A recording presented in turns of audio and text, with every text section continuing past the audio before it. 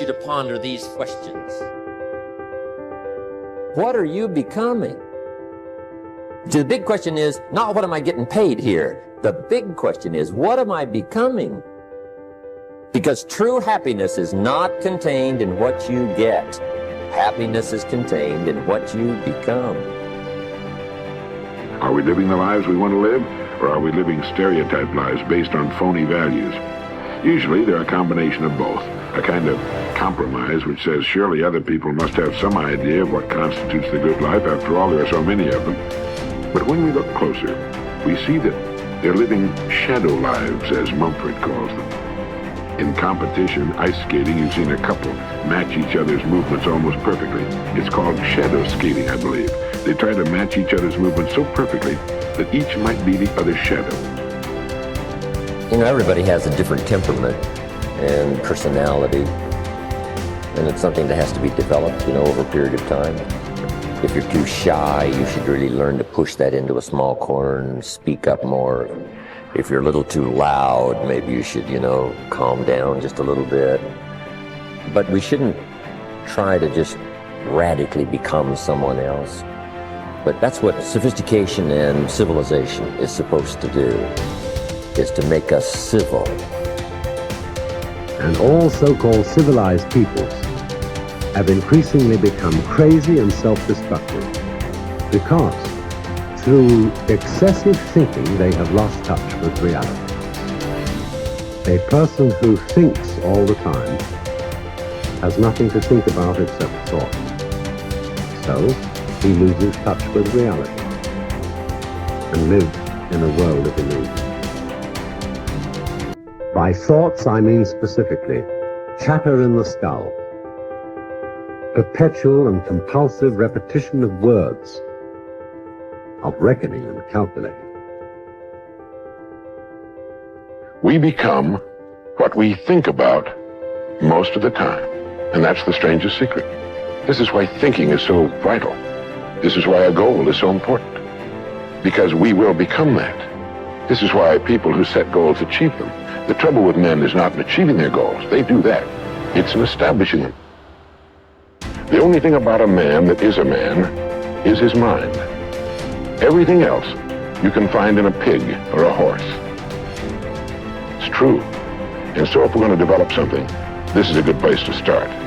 To think deliberately and with a purpose.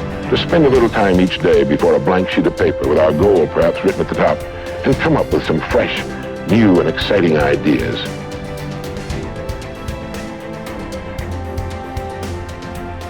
How to get the results you want. The principal reasons for failure are lack of confidence and too much effort. Many people block answers to their prayers by failing to fully comprehend the workings of their subconscious mind. When you know how your mind functions, you gain a measure of confidence. You must remember, whenever your subconscious mind accepts an idea, it immediately begins to execute it. It uses all its mighty resources to that end and mobilizes all the mental and spiritual laws of your deeper mind. This law is true for good or bad ideas. Consequently, if you use it negatively, it brings trouble, failure, and confusion. When you use it constructively, it brings guidance, freedom, and peace of mind. The right answer is inevitable when your thoughts are positive, constructive, and loving. From this, it is perfectly obvious that the only thing you have to do in order to overcome failure is to get your subconscious to accept your idea or request by feeling its reality now, and the law of your mind will do the rest. Turn over your request with faith and confidence, and your subconscious will take over and answer for you. You will always fail to get results by trying to use mental coercion. Your subconscious mind does not respond to coercion. It responds to your faith or conscious mind acceptance. Your failure to get results may also arise from such statements as, "Things are getting worse. I will never get an answer. I see no way out. It is hopeless. I don't know what to do. I'm all mixed up." When you use such statements, you get no response or cooperation from your subconscious mind. Like a soldier marking time, you neither go forward nor backward. In other words, you don't get anywhere. If you get into a taxi and give a half dozen different directions to the driver in 5 minutes, He would become hopelessly confused and probably would refuse to take you anywhere. It is the same when working with your subconscious mind. There must be a clear-cut idea in your mind. You must arrive at the definite decision that there is a way out, a solution to the vexing problem in sickness.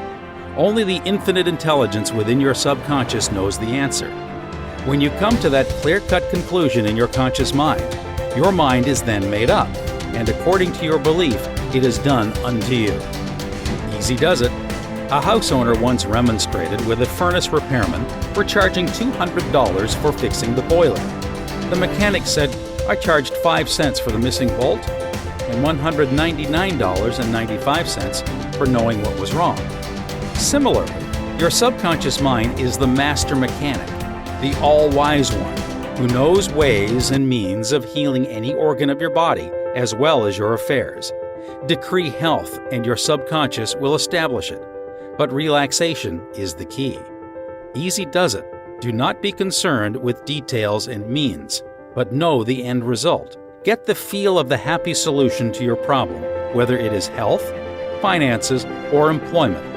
Remember how you felt after you had recovered from a severe state of illness? Bear in mind that your feeling is the touchstone of all subconscious demonstration. Your new idea must be felt subjectively in a finished state, not the future, but as coming about now.